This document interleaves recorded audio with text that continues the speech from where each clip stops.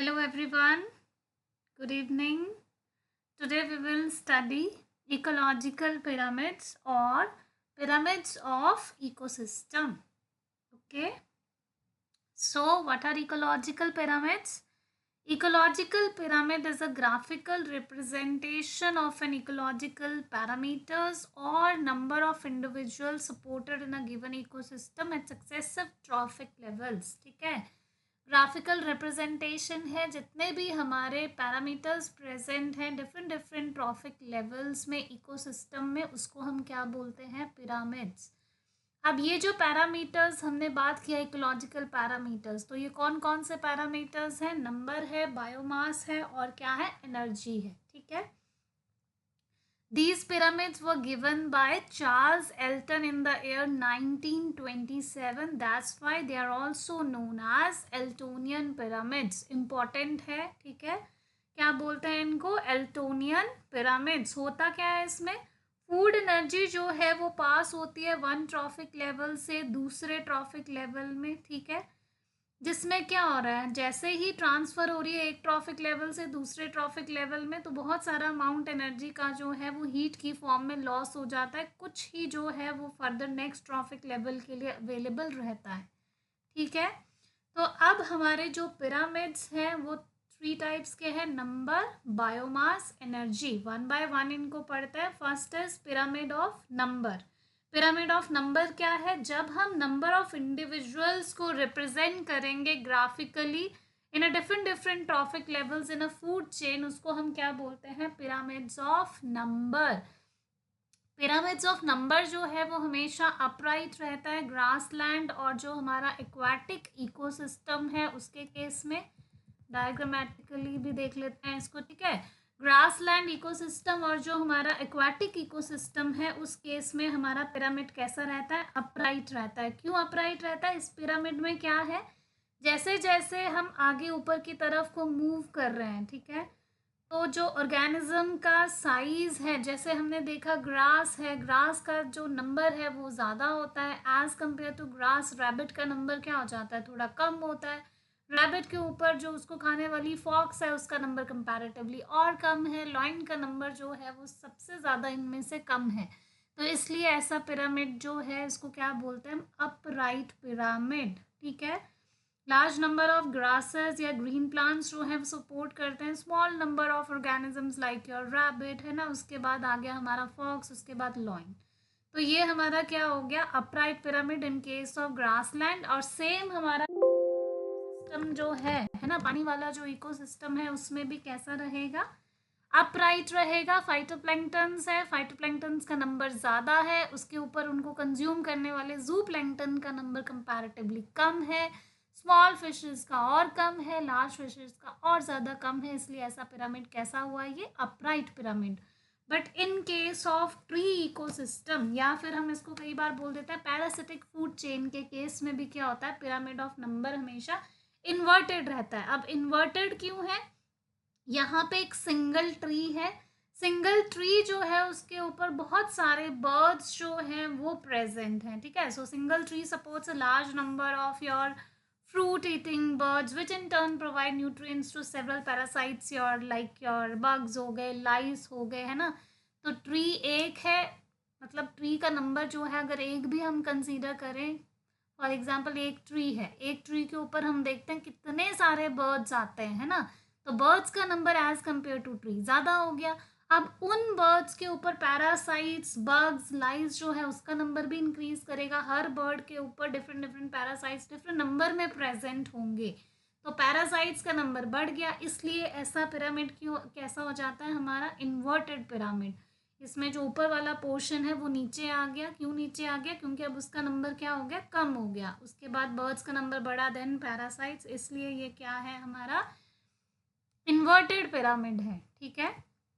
उसके बाद आता है हमारा पिरामिड्स ऑफ बायोमास. बायोमास क्या है? Pyramid of biomass graphical representation है बायोमास की per unit area different trophic levels. Biomass को जब हम ग्राफिकली रिप्रेजेंट करते हैं तो उसको हम क्या बोल देते हैं? Pyramids of biomass. सो पहले तो ये पता होना चाहिए बायोमास है क्या। So biomass is the dry weight present in an ecosystem at a given time. जो ड्राई वेट प्रेजेंट होगा हमारे इकोसिस्टम में उसको हम क्या बोल देते हैं, बायोमास बोल देते हैं, ठीक है। तो अब ये जो पिरामिड ऑफ बायोमास है हमेशा अपराइट रहता है फॉरेस्ट इकोसिस्टम के केस में, और जो हमारा ट्री इकोसिस्टम है उस केस में, और इन्वर्टेड रहता है कौन से केस में, जो हमारे एक्वाटिक इकोसिस्टम है उस केस में इसका क्या ऐसा रहता है, इन्वर्टेड रहता है। बट जो हमारा लेग इकोसिस्टम होता है उसमें ना तो ये इन्वर्टेड है ना तो ये अपराइट है, मीन्स एक स्पिंडल काइंड ऑफ स्ट्रक्चर जो है वो बनता है यहाँ पे, ठीक है। तो ये हो गया हमारा pyramid of biomass. Then pyramids of energy, right. तो पिरामिड्स ऑफ एनर्जी को हम क्या बोलते हैं, पिरामिड ऑफ प्रोडक्टिविटी। इंपॉर्टेंट है, पिरामिड्स ऑफ एनर्जी से बहुत ज़्यादा क्वेश्चंस जो है वो आते हैं। तो पिरामिड्स ऑफ एनर्जी को दूसरा हम क्या बोल देते हैं, पिरामिड्स ऑफ प्रोडक्टिविटी। अब ये किस चीज़ को रिप्रेजेंट करती है, ग्राफिकल रिप्रेजेंटेशन है किस चीज़ की, जो एनर्जी ट्रांसफर हो रहा है लोअर ट्रॉफिक लेवल से हायर ट्रॉफिक लेवल्स की तरफ को, है ना। एंड वी नो कि जो एनर्जी ट्रांसफर होती है लोअर ट्रॉफिक लेवल से हायर ट्रॉफिक लेवल में, उसमें 90% जो है वो लॉस हो जाता है, सिर्फ 10% जो है वही यूजफुल वर्क के लिए हम यूटिलाइज करते हैं, ठीक है। उसके बाद इसमें क्या आता है कि जो पिरामिड ऑफ एनर्जी है वो हमेशा अपराइट रहता है। द मोस्ट इम्पॉर्टेंट क्वेश्चन, कौन सा ऐसा पिरामिड है जो हमेशा अपराइट रहता है, तो पिरामिड ऑफ एनर्जी जो है वो हमेशा अपराइट रहेगा, ठीक है। क्यों रहेगा, क्योंकि हर सक्सेसिव ट्रॉफिक लेवल्स पे एनर्जी जो है वो डिक्रीज होती रहती है, ठीक है, जिसकी वजह से ये हमेशा अपराइट रहता है। जैसे कि हमारे क्या है, पहले प्रोड्यूसर्स हैं, प्रोड्यूसर्स को कौन कंज्यूम करेगा, हर्बीवोर्स, फिर हमारे कार्निवोर्स आ जाएंगे। तो यहाँ से जो एनर्जी का लेवल है प्रोड्यूसर से हर्बीवोर्स में जाने पे 90% लॉस हुआ, सिर्फ 10% जो है वही यूटिलाइज होता है यूजफुल वर्क के लिए, और इसको क्या बोल देते हैं हम, 10% law. So 10% law was given by Lindeman, that's why it is known as 10% law of Lindeman. कौन से ईयर में दिया था उसने, 1942 में। क्या बोलता है ये लॉ कि 90% एनर्जी जो है वो डिफरेंट डिफरेंट मेटाबॉलिक एक्टिविटीज के लिए हीट की फॉर्म में जो है वो लॉस होता है, सिर्फ 10% एनर्जी जो है वही नेक्स्ट ट्रॉफिक लेवल में ट्रांसफर हो पाती है। हमने थर्मोडायनेमिक्स के लॉज भी पढ़े, first law of thermodynamics, second law of thermodynamics, है ना।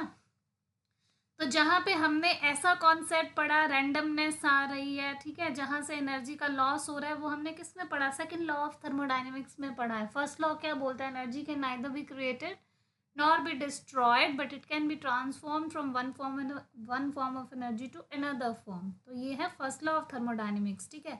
सेकेंड लॉ में ये बोल रहा है, रैंडमनेस की बात करता है कि जो हीट का लॉस होता है उसकी बात हो रही है, सिर्फ 10% को ही यूटिलाइज करता है। तो एक इम्पॉर्टेंट क्वेश्चन इसमें से आता है कि जो पिरामिड ऑफ एनर्जी है या प्रोडक्टिविटी के जो पिरामिड्स हैं वो थर्मोडायनेमिक्स के कौन से लॉज के ऊपर बेस्ड है। So it follows your second law of thermodynamics, ठीक है। डायग्रामेटिकली इसको पढ़ लेते हैं, थोड़ा सा देखते हैं कि 10% लॉ का मतलब क्या है, बोल क्या रहा है, ठीक है। सन से हमारी एनर्जी आती है, हमें पता है सन से सनलाइट आ रही है, ठीक है। तो सन से जो सनलाइट आ रही है, फॉर एग्जांपल अगर उसमें 1000 जूल अगर हमारे लाइट एनर्जी के प्रेजेंट है, तो अब हमें पता है ये जो 1000 जूल है इसका सिर्फ 10% प्लांट यूटिलाइज करेंगे, बाकी का 90% जो है वो इन्वायरमेंट में लॉस हो जाएगा। तो 1000 जूल का 10% कितना हुआ, 100 जूल। तो प्लांट ने यहाँ पे कितना यूटिलाइज कर लिया, 100 joule of your light energy, ठीक है, अपना फूड बनाने के लिए। अब इसमें से 1000 जूल में से 90% लॉस होगा, तो 1000 का 90 कितना हुआ, 900 जूल। तो 900 जूल जो है वो इन्वायरमेंट में लॉस हुआ।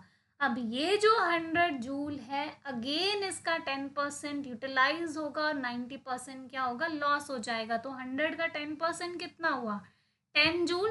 10 जूल को यूटिलाइज किया डेयर ने, ठीक है, या हमारे जो हर्बीवोर्स हैं उन्होंने, और 90% क्या हो गया, इन्वायरमेंट में लॉस हो गया। अब ये जो 10% जूल है यही आगे फर्दर जाएगा। अब इसमें से इसका 10% देखेंगे। अब 10 जूल का 10% कितना होगा, 10 जूल का 10% 1 जूल।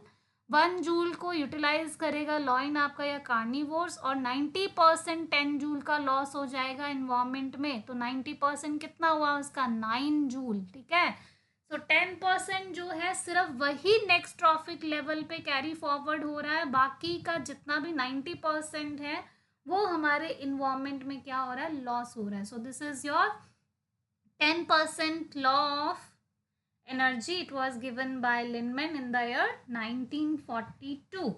होप आपको ये सब क्लियर हो गया है। अगर कोई डाउट है तो do let me know in the comment section, right? Okay then, bye, have a good day.